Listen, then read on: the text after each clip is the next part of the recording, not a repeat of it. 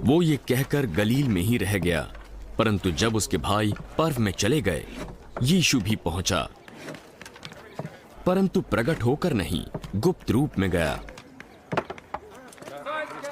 यहूदी पर्व में उसे ये कहकर ढूंढने लगे, वो कहां है? और लोगों में उसके विषय में चुपके बहुत सी बातें हुई। वो भला व्यक्ति है, कुछ ने ऐसा कहा, नहीं, दूसरों ने कहा, वो लोगों को भरमाता है। तो भी यहूदियों के डर के मारे कोई व्यक्ति उसके विषय में खुलकर नहीं बोलता था। जब पर्व के आधे दिन बीत गए तो यीशु मंदिर में जाकर उपदेश करने लगा।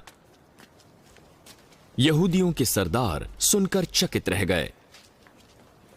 ये व्यक्ति इतना कुछ कैसे जानता है, बिना कुछ विद्या प्राप्त किए?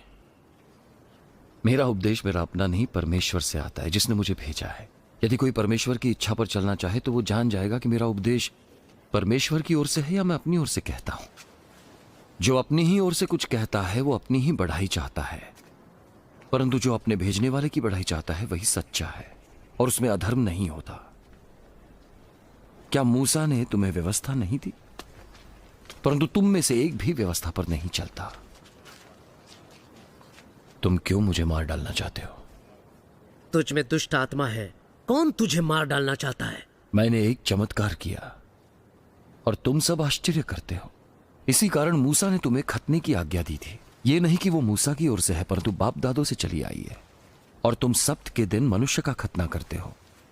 जब सब्त के दिन लड़कों का खतना किया जाता है ताकि मूसा की व्यवस्था टल न जाए, तो तुम मुझ पर क्या इसीलिए क्रोध करते हो कि मैंने एक व्यक्ति को सब्त के दिन चंगा कर दिया? मुंह देखा न्याय ना करो, परंतु ठीक ठीक न्याय करो। तब कुछ यरूशलेम वासी कहने लगे, क्या ये वही नहीं जिसे मार डालने का प्रयत्न किया जा रहा है? परंतु देखो, वो तो खुल्लम खुल्ला बातें करता है और कोई उससे कुछ नहीं कहता। क्या ऐसा तो नहीं कि सरदार जान गए कि यही मसीह है? जब मसीह आएगा कोई नहीं जानेगा वो कहां से आया, पर हम सब जानते हैं ये कहां से आता है। तब यीशु ने उपदेश देते हुए मंदिर में पुकार कर कहा, क्या तुम सब मुझे जानते हो मैं कौन हूं और कहां से आया हूं? मैं तो आपसे नहीं आया, परंतु मेरा भेजने वाला सच्चा है। उसको तुम नहीं जानते, मैं उसे जानता हूं, क्योंकि मैं उसकी ओर से हूं और उसी का भेजा हुआ हूं।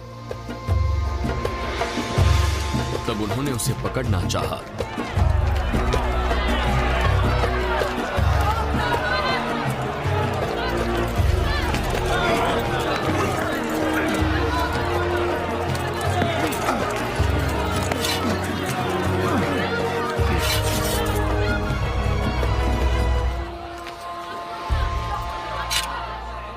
तो भी किसी ने उस पर हाथ ना डाला, क्योंकि उसका समय अब तक न आया था।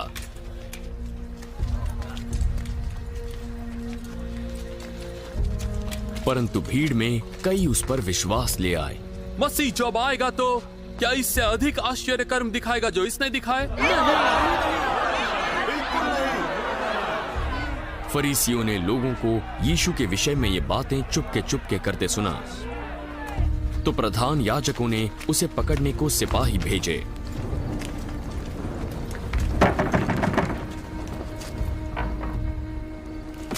मैं थोड़ी देर तक और तुम्हारे साथ हूं, तब अपने भेजने वाले के पास चला जाऊंगा। तुम मुझे ढूंढोगे परंतु मुझे नहीं पाओगे, और जहां मैं हूं वहां तुम आ नहीं सकते।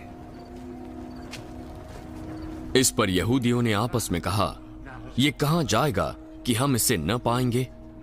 या ये यूनानी नगरों में जाकर हमारे लोगों और यूनानियों को उपदेश देगा?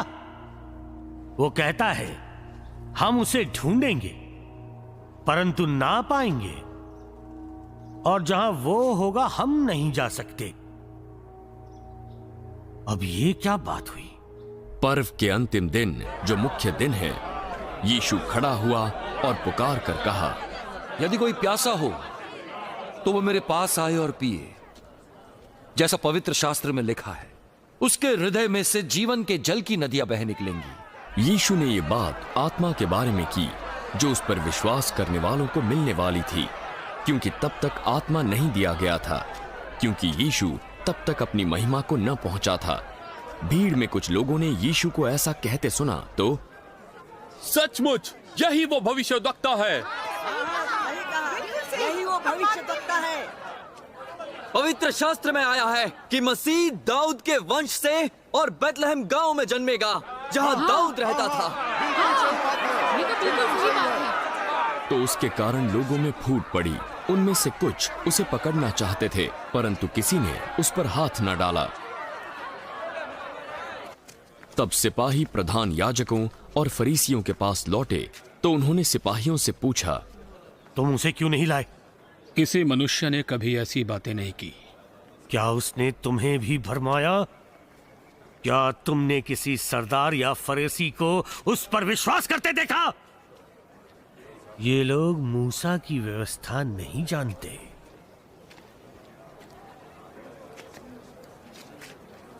उन पर परमेश्वर का शाप है। निकुदेमुस नाम का एक फरीसी था जो पहले यीशु से मिलने आ चुका था। हमारी व्यवस्था के अनुसार हम किसी को दोषी नहीं ठहरा सकते जब तक उसकी सुनकर ये न जान ले कि वो क्या करता है। क्या तू भी गलील का है?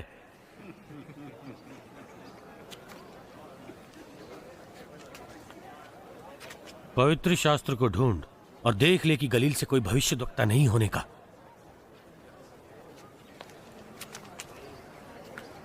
तब सब अपने अपने घर चले गए, परंतु यीशु जैतून के पहाड़ पर गया।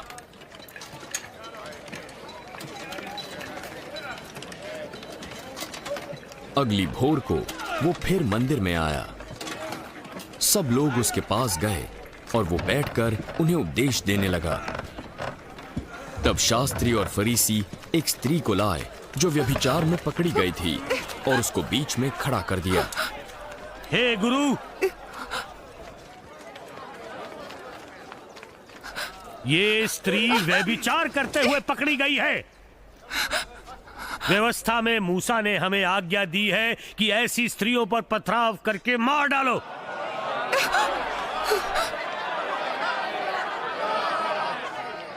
अब तेरा क्या कहना है?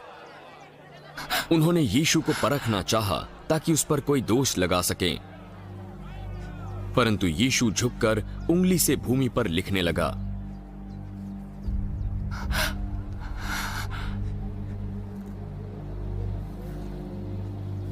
जब वे उससे पूछते ही रहे तो उसने सीधे होकर कहा,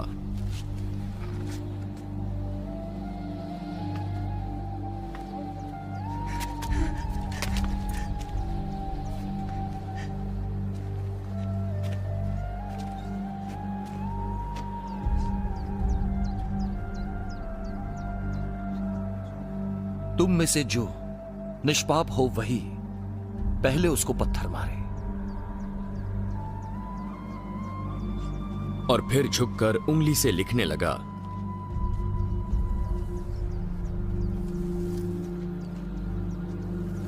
परंतु वे ये सुनकर बड़ों से लेकर छोटों तक एक एक करके निकल गए।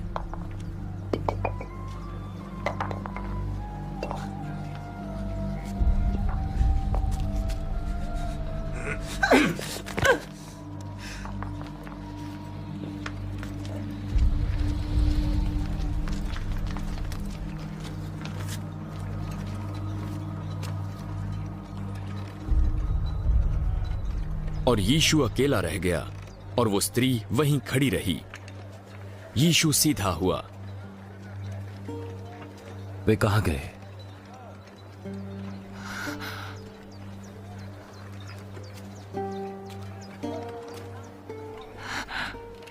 क्या किसी ने तुझ पर दंड की आज्ञा ना दी? किसी ने नहीं प्रभु। मैं भी तुझ पर दंड की आज्ञा नहीं देता। जा और फिर पाप ना करना।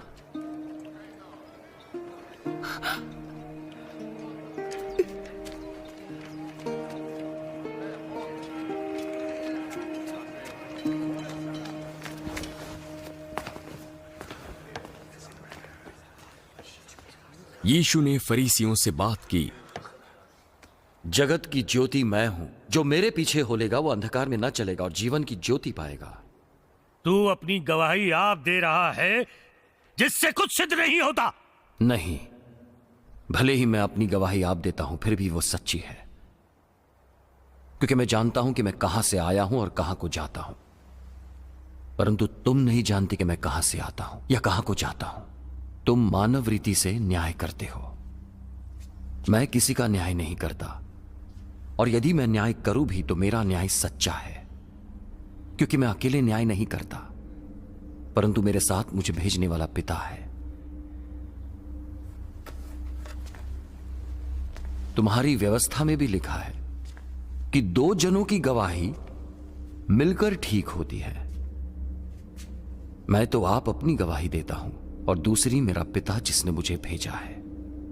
तेरा पिता कहां है? न तुम मुझे जानते हो न मेरे पिता को। यदि मुझे जानते तो मेरे पिता को जानते। यीशु ने ये सारे उपदेश मंदिर में के भंडार घर में दी, जहां उपहार के संदूक थे। किसी ने उसे न पकड़ा, क्योंकि उसका समय अब तक नहीं आया था। मैं तो चला जाऊंगा और तुम मुझे ढूंढोगे और अपने पाप में मरोगे। जहां मैं जाता हूं वहां तुम नहीं आ सकते। वो कहता है जहां मैं जाता हूं वहां तुम नहीं आ सकते। क्या वो अपने आप को मार डालेगा? तुम इस संसार के हो, पर मैं ऊपर से आया हूं। तुम इस संसार के हो, पर मैं इस संसार का नहीं। इसीलिए मैंने तुमसे कहा कि तुम अपने पापों में मरोगे, क्योंकि यदि तुम विश्वास नहीं करोगे कि मैं वही हूं तो अपने पापों में मरोगे। तू है कौन?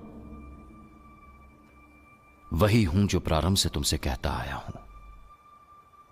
मुझे तुम्हारे बारे में भी बहुत कुछ कहना है, तुम पर दोष लगाने हेतु, परंतु मेरा भेजने वाला सच्चा है, और जो मैंने उससे सुना है वही जगत से कहता हूं।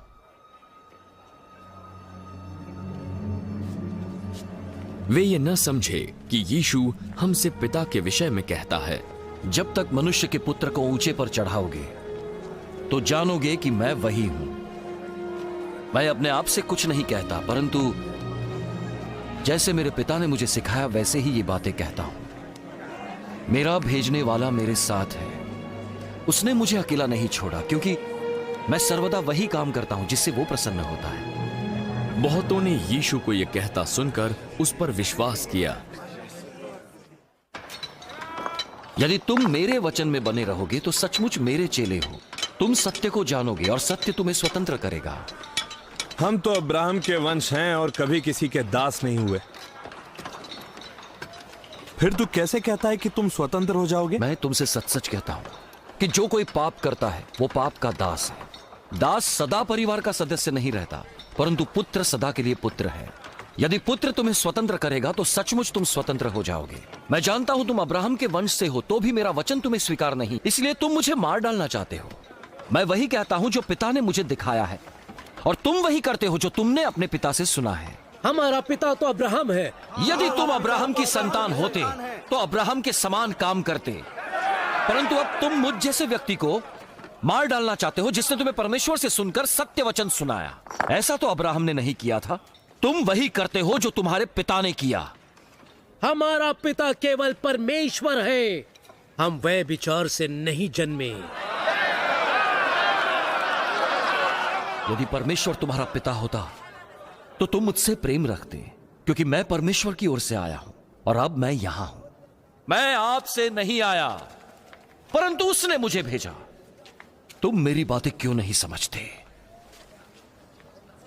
इसलिए कि तुम मेरा प्रवचन सुन नहीं सकते। तुम अपने पिता से हो, अर्थात शैतान, और अपने पिता की लालसाओं को पूरा करना चाहते हो। वो आरंभ से हत्यारा है और वो सत्य पर स्थिर न रहा, क्योंकि सत्य उसमें है ही नहीं। जब वो झूठ बोलता तो अपने स्वभाव से ही झूठ बोलता है, क्योंकि वो झूठा है, वरन झूठ का पिता है। परंतु मैं जो सच बोलता हूं, इसीलिए तुम मेरा विश्वास नहीं करते। तुम में से कौन मुझे पापी ठहराता